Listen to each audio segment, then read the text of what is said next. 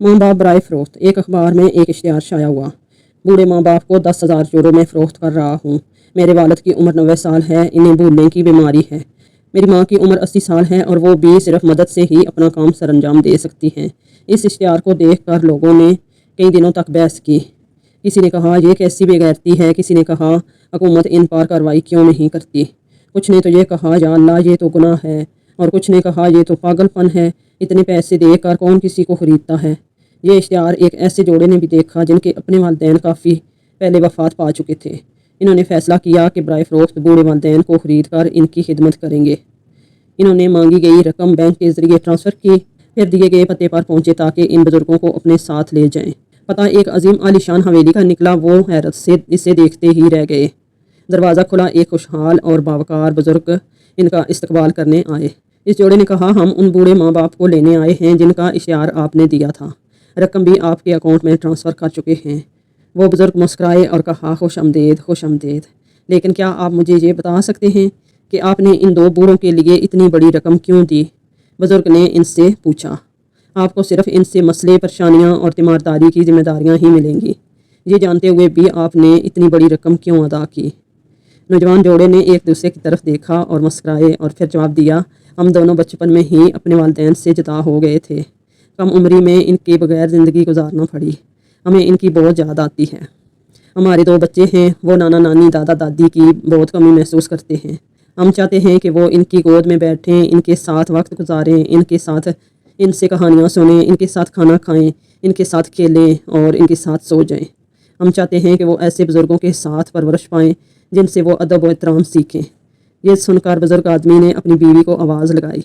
वो एक छड़ी के सहारे मगर आराम से चलते हुए कमरे में आई। चेहरे पर प्यारी सी मुस्कुराहट थी। बुज़ुर्ग जोड़ा मोहब्बत भरे अंदाज में मुस्कुराया और कहा ठीक है, हम आपके साथ चलेंगे। वही माँ बाप हम हैं जिनका इश्तिहार था। नौजवान जोड़ा हैरत से दंग रह गया। लेकिन ये कैसे हो सकता है?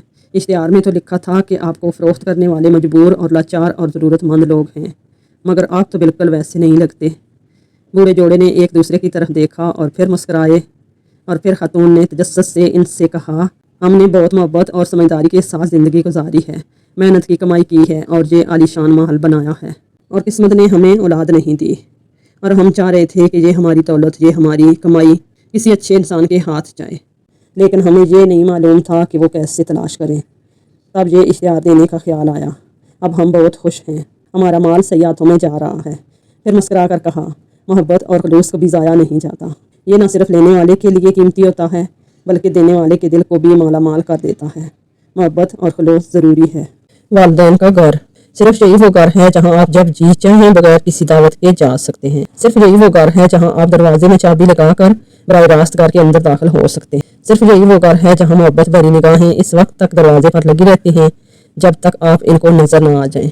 सिर्फ यही वो घर है जो आपको आपकी बचपन की बेफिक्री और खुशियों के दिन याद दिलाता है।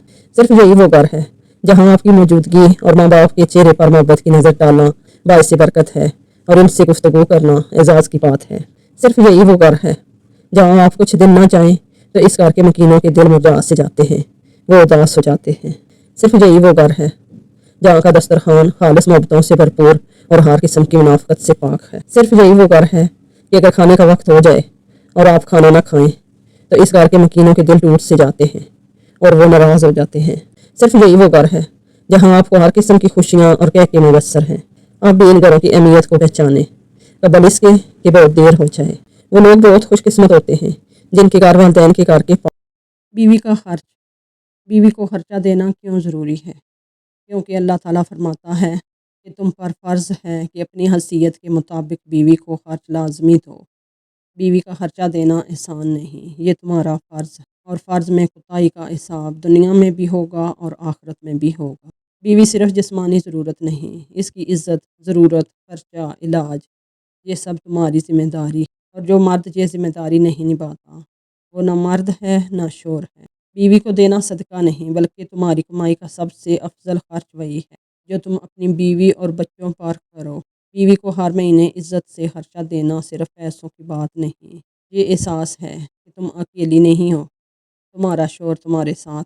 बीवी जब शोर से खर्चे के लिए हाथ फैलाए तो वो सिर्फ रकम नहीं मांगती, وہ مان مانگتی ہے، تحفظ مانگتی ہے اور اپنی عزت کا حق مانگتی ہے۔ یا اللہ جن بیویوں کو اپنے حق کے لیے لڑنا پڑتا ہے ان کے دلوں کو سکون دے اور ان کے شوہروں کے دل میں رحم اور انصاف پیدا فرما۔ اگر میری ویڈیو اچھی لگی ہے تو لائک کریں، شیئر کریں۔ پھر ملیں گے انشاءاللہ کسی اور نئی ویڈیو کے ساتھ۔ اللہ حافظ۔